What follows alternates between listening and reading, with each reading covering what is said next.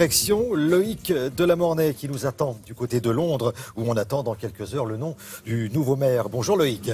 Alors justement ce nouveau maire va devoir gérer les 8 600 000 habitants. C'est quand même la ville la plus peuplée du monde occidental devant New York, s'il vous plaît. Et surtout le nouveau maire va s'installer dans le fauteuil de l'inénarrable Boris Johnson. Alors ça va pas être facile de passer médiatiquement parlant derrière le fameux Bojo. Il est fameux par ses répliques cultes, sa coiffure en pétard, sa personnalité qui était devenue, on va dire, une espèce d'icône de la capitale britannique. Est-ce que j'ai bien résumé le problème, on va dire ? Parfaitement, Thierry, vous avez très bien résumé le personnage, y compris son surnom, le surnom que tous les Londoniens donnaient affectueusement à leur maire sortant, Bojo. Alors c'est vrai qu'à l'heure où je vous parle, on n'a pas encore les résultats et le nom de son successeur, même si effectivement tous les sondages indiquent que ça devrait être Sadiq Khan, qui deviendrait ainsi le premier maire musulman d'une grande capitale occidentale. Mais il est vrai qu'il ne va pas être facile pour Sadiq Khan, si c'est bien lui, de passer derrière Boris Johnson. Nous l'avons rencontré, Sadiq Khan, c'est quelqu'un de très modeste. Justement, il vient d'un milieu très populaire et de très sérieux, tout le contraire de Boris Johnson qui, pendant 8 ans, a enchaîné effectivement les bons mots, les répliques cultes et effectivement certains moments assez inénarrables. Nous vous proposons, en sa mémoire et après ces 8 ans passés à la tête de la mairie de Londres, de faire son portrait signé avec Christophe Aubert. Les Londoniens ne le verront plus se rendre à sa mairie en vélo ou toquer en patron avec sa dégaine débonnaire à la porte de son administré, l'occupant du 10 Downing Street, la résidence du Premier ministre. Célèbre pour sa coiffure en bataille, savamment étudiée, tout comme sa gestuelle de boxeur, Boris Johnson avait été élu il y a 8 ans. À l'époque, durant sa campagne, il s'adressait déjà aux 300 000 Français de la capitale britannique et dans la langue de Molière. Français à Londres, il faut voter. Il faut voter Johnson demain. Voilà. Natif de New York, possédant la double nationalité, il a gardé de son pays de naissance un talent inné et calculé à la fois pour les punchlines, comme les appellent les Américains, ces répliques chocs. Sa victime favorite, la grande rivale Paris, comme lors de l'inauguration de la tour du stade olympique.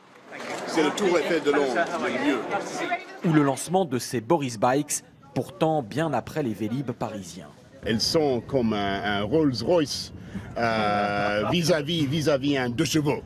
En cycliste invétéré, monsieur le maire n'hésite pas à répondre cash quand un taxi lui chatouille d'un peu trop près le guidon. Va te faire foutre et crève, et pas forcément dans cet ordre. Mais sous ses apparences bonhomme, voire bouffonne, se cache un redoutable politique qui gère l'attractivité de sa ville comme un directeur du marketing. En témoigne ce discours, prononcé peu après l'élection de François Hollande, où derrière la plaisanterie perce un vrai affrontement idéologique entre le socialisme à la française et le libéralisme à la londonienne. Il semble bien que les sans-culottes ont pris le pouvoir à Paris. Je n'hésite pas une seule seconde pour dire à tout le monde ici: venez à Londres, venez dans la capitale mondiale des affaires. Avec Boris Johnson, il ne faut jamais se fier aux apparences.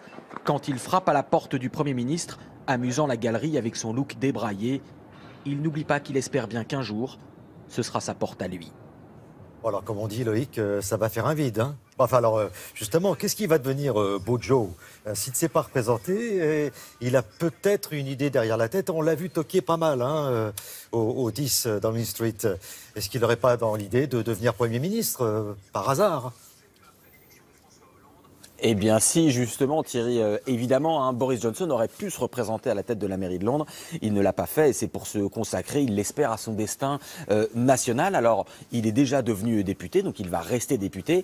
Et en fait, vous l'avez entendu ces derniers mois, Boris Johnson, qui pourtant est du même camp que David Cameron, ce sont d'ailleurs des camarades de promotion à Oxford, a choisi, lui, de soutenir le Brexit, c'est-à-dire de soutenir les partisans de ceux qui veulent quitter l'Europe, ce qui a étonné certains quand on était maire d'une capitale financière, finalement aussi quand même très européenne comme Londres. La raison, c'est que Boris Johnson veut se positionner. Il espère que le Brexit va passer, que le Royaume-Uni va sortir de l'Europe. Et dans ce cas-là, il apparaîtrait un petit peu comme celui qui avait raison, comme le sauveur du Royaume-Uni. Immédiatement dans la foulée d'un Brexit, David Cameron très certainement devrait démissionner. Et Boris Johnson espère prendre sa place à la tête du Parti conservateur et être également donc nommé Premier ministre. C'est son calcul, certains évidemment le lui ont reproché, il l'espère. Par contre, si le Brexit ne passe pas, si le Royaume-Uni reste bien dans l'Europe, il est probable que malgré tous ses talents médiatiques et d'orateur, Boris Johnson passe une petite traversée du désert. Merci Loïc Tellermanin. On connaîtra le nom du nouveau maire dans quelques heures, donc on vous en parlera évidemment dans nos éditions sur France 2. Merci Loïc. La revue de presse à présent.